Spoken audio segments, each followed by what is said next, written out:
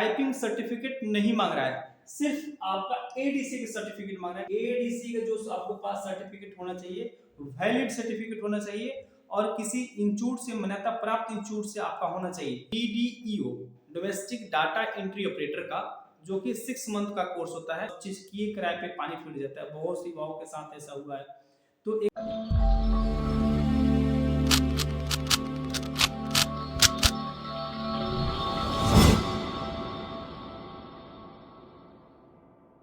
तो नमस्कार, आप सब कैसे? उम्मीद है कि आप सब अच्छे होंगे। आप सब जानते हैं कि बिहार बेल्ट्रॉन का ऑनलाइन अप्लाई चालू हो चुका है, लेकिन सबसे ज्यादा युवाओं को दो टॉपिक पे प्रॉब्लम आ रही है, तो मैं सोचा आपको बता दूं। सबसे ज्यादा प्रॉब्लम आ रही है कि बीएसडीएम यानी बिहार कौशल विकास मिशन के द्वारा उसमें सर्टिफिकेट मांग रहा है। इसके अलावा उसमें सर्टिफिकेट मांग रहा है एडीसीए का, और उसके अलावा मांग रहा है टाइपिंग का। तो इसमें कंफ्यूजन है कि कौन सा इसमें सर्टिफिकेट दे, और बहुत से युवाओं को पता नहीं है कि बीएसडी के द्वारा एक सर्टिफिकेट हो रहा है डीडीईओ। तो ये डीडीईओ सर्टिफिकेट क्या है, तो मैं बता देता हूं। बिहार कौशल विकास मिशन यानी कि बिहार स्किल डेवलपमेंट मिशन के द्वारा कोर्स कराया जाता है डीडीईओ डोमेस्टिक डाटा एंट्री ऑपरेटर का, जो कि 6 मंथ का कोर्स होता है। अब बिहार के लगभग हर जिला में, हर ब्लॉक में ये सेंटर स्थापित है।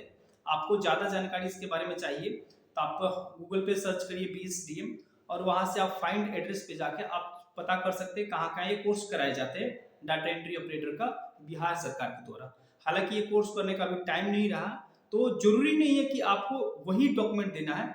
उसके अलावा आपको यहाँ पे बोल रहा है कि एडीसीए का सर्टिफिकेट आप दे सकते हैं, जो कि 1 साल का वैलिड होना चाहिए। तो डाटा एंट्री का कोर्स आप समझ गए, जरूरी नहीं है। जो व्यक्ति किए हैं तो उनको प्रेफरेंस दे रहा है कि वो ज्यादा बेटर रहेगा, वो आप सर्टिफिकेट दे सकते हैं।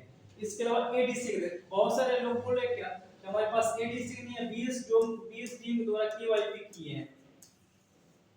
बीएसडीएम के द्वारा जो लोग केवाईपी किए हैं, तो क्या वो सर्टिफिकेट दे सकते नहीं? तो आप जान लीजिए केवाईपी मात्र 3 मंथ का कोर्स होता है, 3 मंथ का ही सिर्फ कोर्स होता है केवाईपी।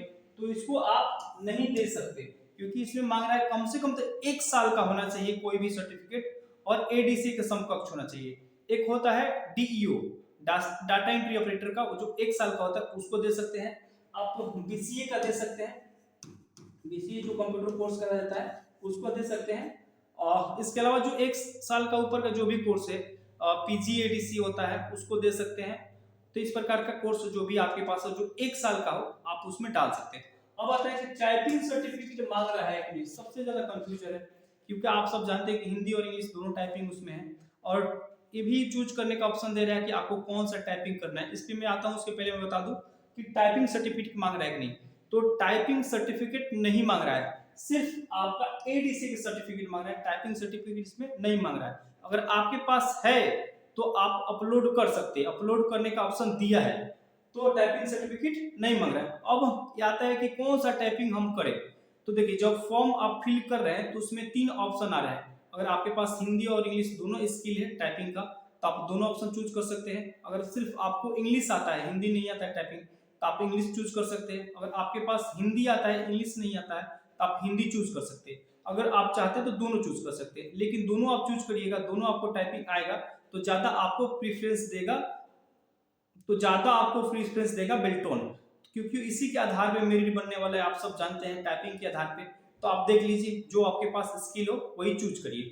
अब सबसे बड़ा सवाल आता है कि जो एडीसी का सर्टिफिकेट है, बहुत सी बात 5 साल पहले की है, 6 साल पहले एडीसी की है, उनके पास जो सर्टिफिकेट है वो वैलिड नहीं है। वैलिड की यानी कि उनका साइड पे जाके अपना रजिस्ट्रेशन नंबर डाल रहे हैं, तो रजिस्ट्रेशन नंबर से उनका पूरा डिटेल्स नहीं आ रहा है। नहीं, वो जो बस इसी तरह कोई भी इंस्टीट्यूट उठा के वर्ड में टाइप करके मोहर स्टाम्प लगा के दे दिया है, तो क्या सर्टिफिकेट वो चलेगा? तो नहीं चलेगा। एडीसी का जो आपको पास सर्टिफिकेट होना चाहिए, वैलिड सर्टिफिकेट होना चाहिए, और किसी इंस्टीट्यूट से मान्यता प्राप्त इंस्टीट्यूट से आपका होना चाहिए। इसका अगर जांच करना है आपका सर्टिफिकेट सही या गलती, तो ऑलरेडी मैं वीडियो बनाया हूं, आप जाके वहां पे जांच कर ले, नहीं तो फिर आपका बाद में वेरिफिकेशन में फंस जाएगा होने के बाद भी। तो अगर इस चीज को आपको जांचना है तो एक मैं हेल्पलाइन नंबर यहाँ पे प्रोवाइड कर रहा हूँ, 8210 08 86 और 85।